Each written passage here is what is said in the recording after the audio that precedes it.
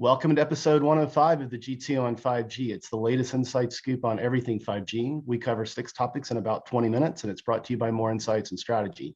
I'm Will Townsend, and joining me again this week is fellow analyst Anshel and Will. And this week, we also welcome special guest Sean Kinney, editor-in-chief from RCR Wireless. Welcome, Sean. It's great to be here. Thank you both for having me on. Awesome. Well, I'm looking forward to the conversation. So let's get started.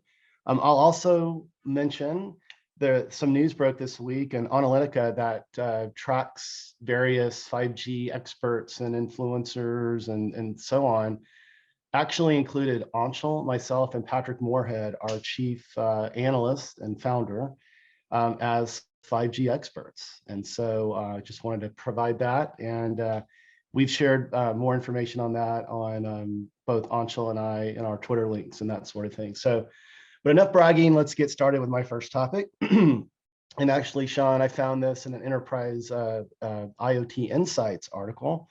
And I know that that RCR Wireless hosted an event called the Private Networks Forum, but Airbus at that event announced its intention to build a multi-market 5G network. And so my question is, could that serve as a model for other aerospace companies? And as I read through the article, what I found interesting is that executive at Airbus agrees that Wi-Fi and cellular are better together, and that it's really going to be driven on use case and propagation and that sort of thing. So they still find that, you know, Wi-Fi definitely is going to have its role within you know, these sorts of deployments, but that, you know, certainly 5G is going to bring certain advantages with propagation, you know, latency and that sort of thing. But since you're really close to it as editor-in-chief at RCR Wireless, what are your thoughts? Yeah, I thought the presentation from Airbus was really clear-eyed about the benefits that cellular brings into the equation, but also the challenges. One of the challenges that really struck out to me was that they applied this to their operations in France and Germany, both markets that have liberalized access to spectrum for enterprises, but they're different bands of spectrum. So they had a pretty tricky time standing up a dual core in France to cover the French and the German network. So, I mean, you have a lot of resources, you got to have a lot of institutional know-how to do anything like that. But to your point about private 4G and Wi-Fi, I mean, the numbers don't lie. They were trying to do things that Wi-Fi could not support, just to spit out a few of them. This is an 150 square meter hangar, metal building, up to 10 airplanes in it at any time. So downlink speeds on 4G, 66 megabytes per second, on Wi-Fi 12. Inside the plane, 59.5 versus 9. Deeper inside the plane in the rear cargo hold, 55.5 versus 1. So, I mean, 1 down on Wi-Fi, that's just not going to support what they're trying to do. So that's, I think, a very clear example of why you need both. Yeah, totally agree. You know, I've been an advocate they're better together, and I think you know, most folks agree, and certainly I think that discussion proved that out as well. But hey, let's move, Sean, to your first topic, and you want to kind of provide some dish on dish. Anshel and I have talked about this on prior podcasts. Dish was required to get to a certain coverage, or it risked multi-billion dollars in fines, and it appears that it's reached that goal, but you've got some inside baseball that you want to share with our listeners and viewers.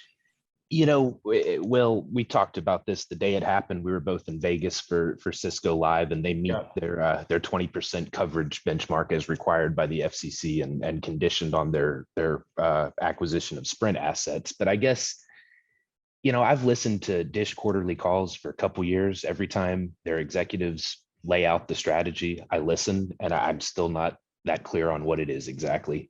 You know, they've got, I think, 4 consumer-facing brands, Boost Mobile, Ting, those different footprints. But the Dish brand as a consumer offering, is that the point of what they're doing? I really don't know. I know we're going to talk a little bit later about T-Mobile's agreement with them, but if your premise is, if you're a native Dish coverage, you're on a standalone core, so this is a voice over new radio call, how do you roam onto someone else's network? It's got to be standalone. And if it's got to be standalone, it's got to be T-Mobile 600 megahertz. Yeah, I hear you. You know, Anshel, you know, after Sean and I spent time last week, we had a conversation around this, but would love to get your insight and input. Yeah, I think the roaming argument is probably the most compelling in terms of questioning how this will actually work. because it doesn't really seem like they've really given much detail on how they're achieving all of this.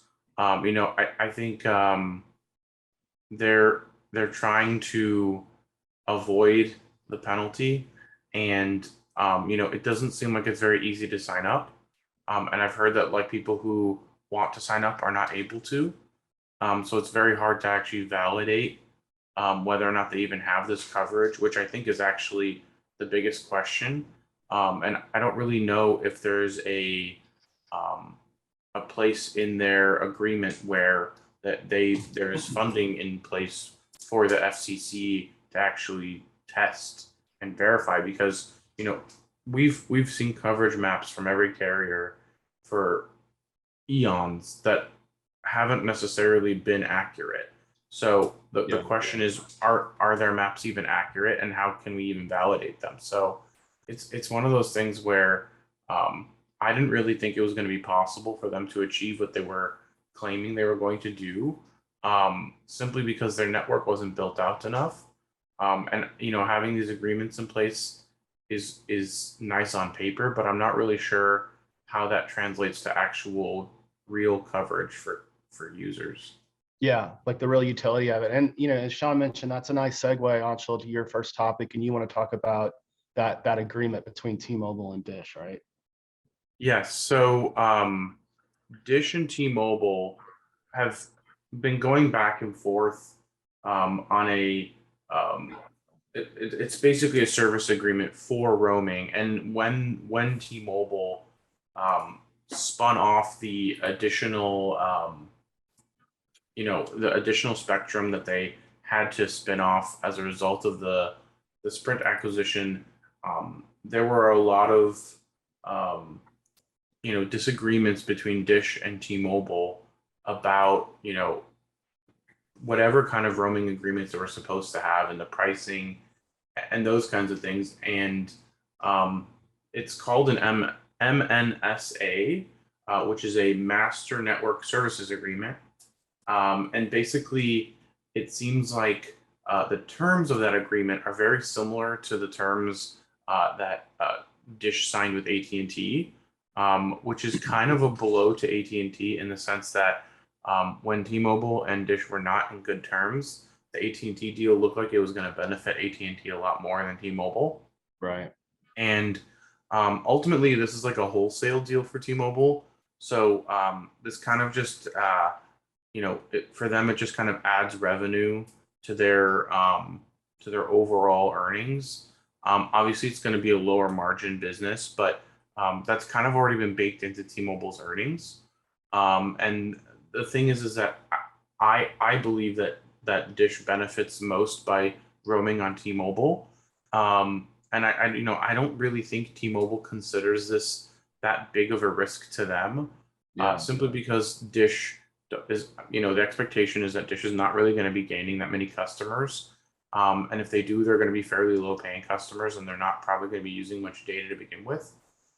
So, and I'm sure, there's terms about, how much data each user can consume on roaming and all those kinds of things. But it's going to be very interesting to see how these agreements move forward. I think this agreement it's either 5 or 7 years. I forget the exact term length. But I know that they did sign a deal with AT&T for 10 years. So I assume this is going to be some more similar in that sense. But it's basically an MVNO deal.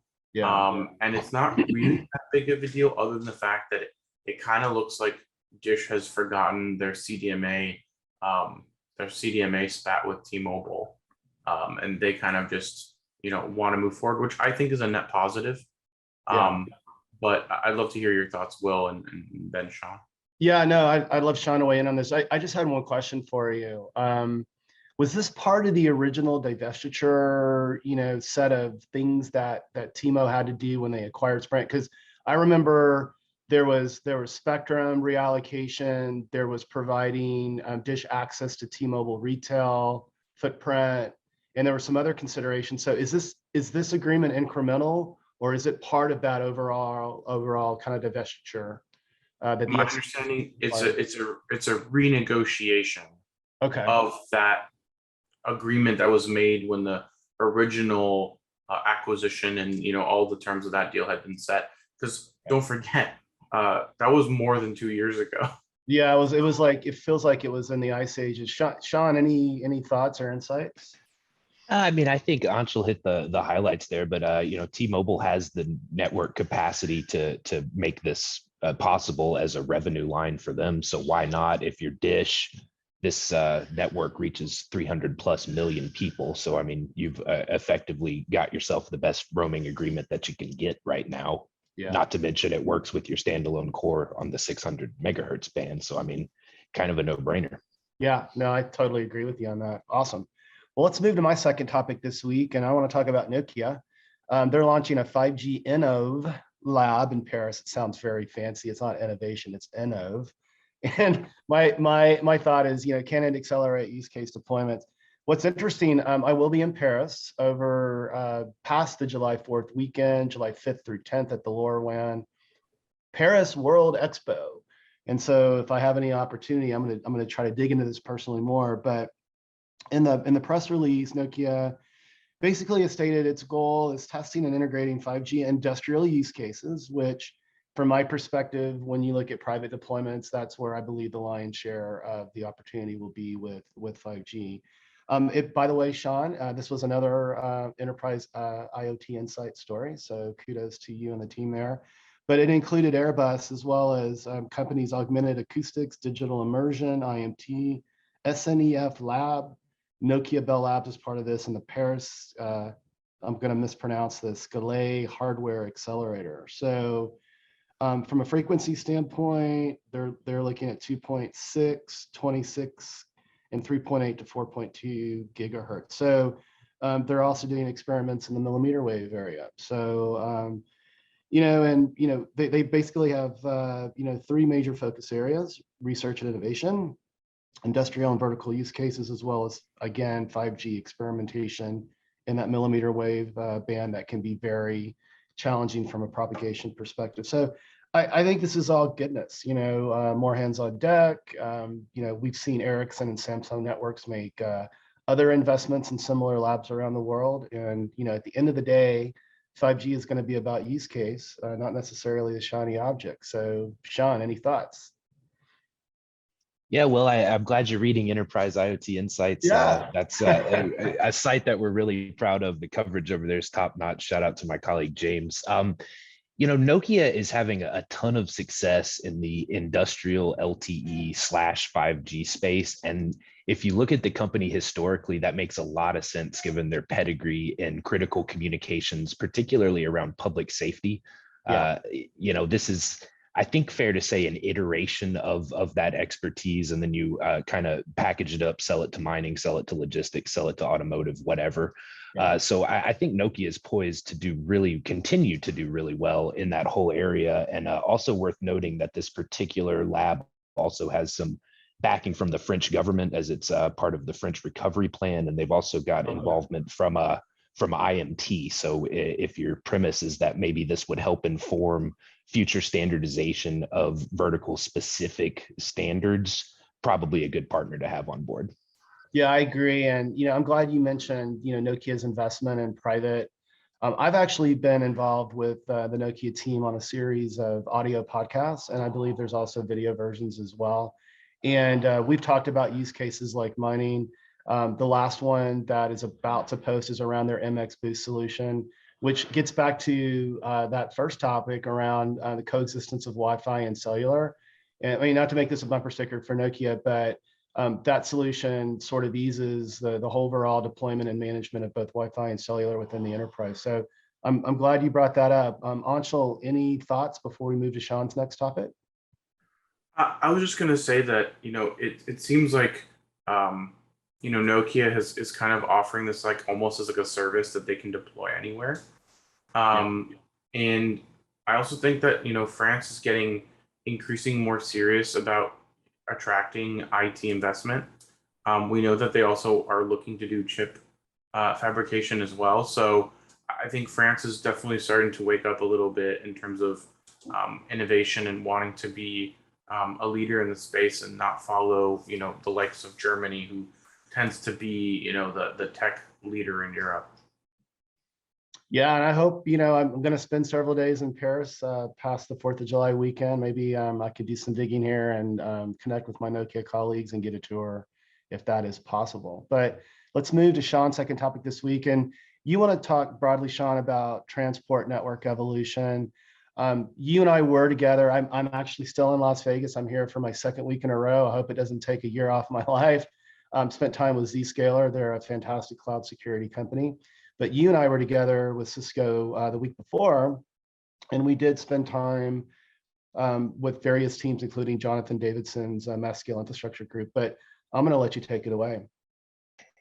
I've been covering 5G for probably 7 years at this point. And if I look back at the entire body of coverage, the vast majority is about the core network and the radio access network. And, it's that old paradigm, you can't have wireless without wires. So just wanted to talk briefly about transport network, particularly optical IP convergence. I think within operator organizations, there's this maybe outdated bit of thinking about routers as this incredibly expensive element of the network. So don't use them if you don't have to. Switch when you can, route when you absolutely have to. But it's really not like that anymore, thanks to a lot of advancements from Cisco. So if you go for this convergence of your IP and optical layer, you have a much more elegant, much more performant, much more user-friendly solution. Not to mention, done correctly, you're talking about 40-50% operating cost savings, which is incredibly material. Yeah. For operators, you're 4 years into ARPU stagnation, so you have got to cut structural costs out of your operation however you can, even if that means writing a big check for your transport network. So I think this is probably something we're going to hear a lot more about in the next few years. I agree. And, I've spent time, with Jonathan's team, and this whole notion of routed optical networking is super disruptive. And in fact, I caught a little bit of time with an executive, a sales executive on the Cisco team, and they think that they can go in and disrupt the traditional CDN deployments. Any inside baseball from your perspective on that front?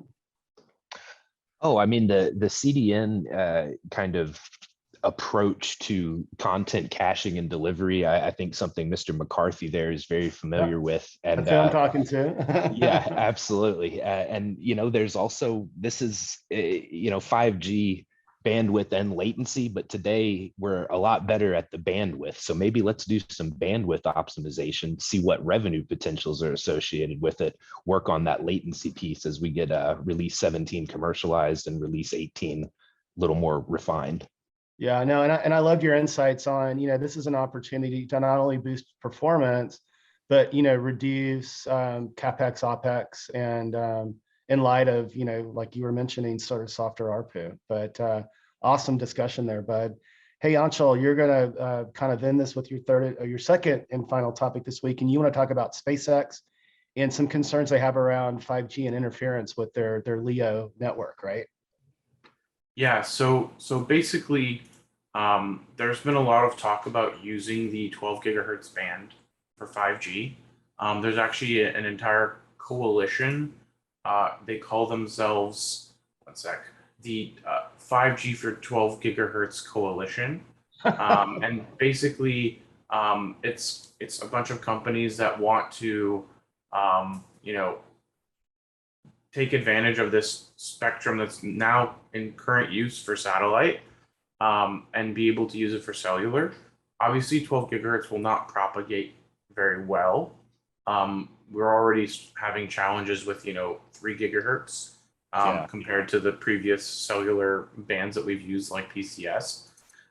So the big rub of this is that SpaceX came out with a statement.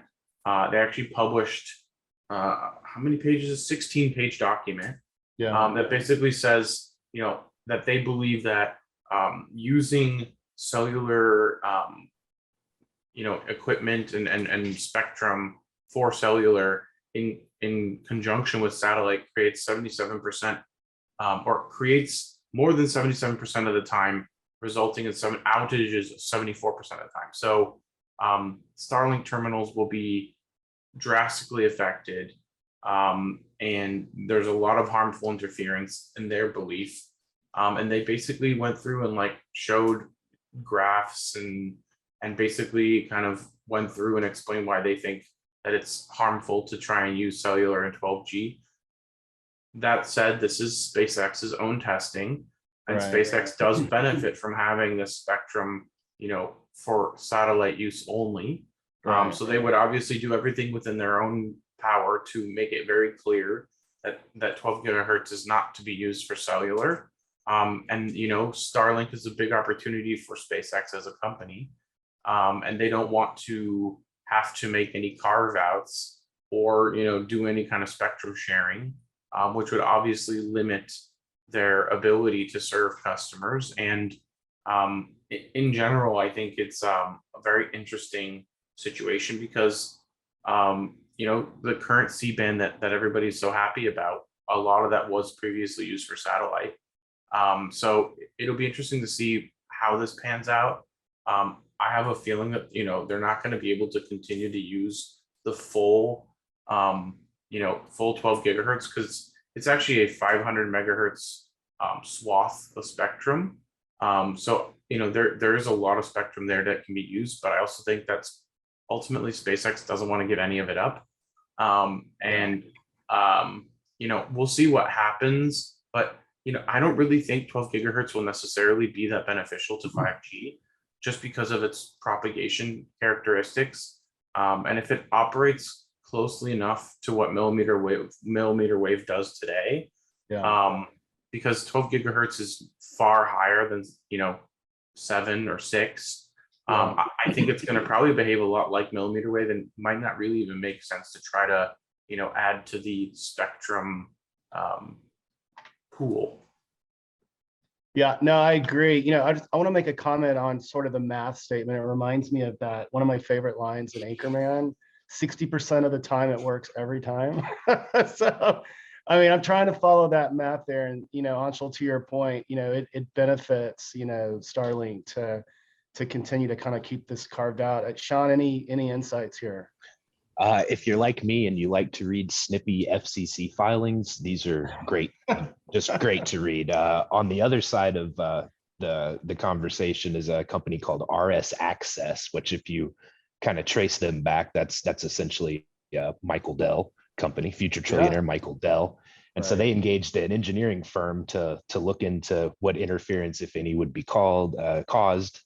And they found that this would be unnoticeable to customers. And in response to that, Starlink said that the assessment from RS Access is, quote, technically meritless. And those are just some of the gems in those filings. Oh, man. Yeah. Super, super snippy for sure, man. Awesome. Well, hey, Sean, thanks for joining. It's been a great conversation. We're absolutely going to have you back on in the future. I think your insights are just awesome. It just brings a different perspective to our podcast. So thank you. And Anshel, why don't you take us home? Absolutely. We hope our viewers and listeners found this week's topics interesting. If anyone out there would like to provide insights on a specific 5G topic for a future podcast, please reach out to us on social media. Sean is at Sean Kinney RCR, Will is at Will Town Tech, and I'm at Anshel Saad. We hope you have a great weekend, and please tune in again next week.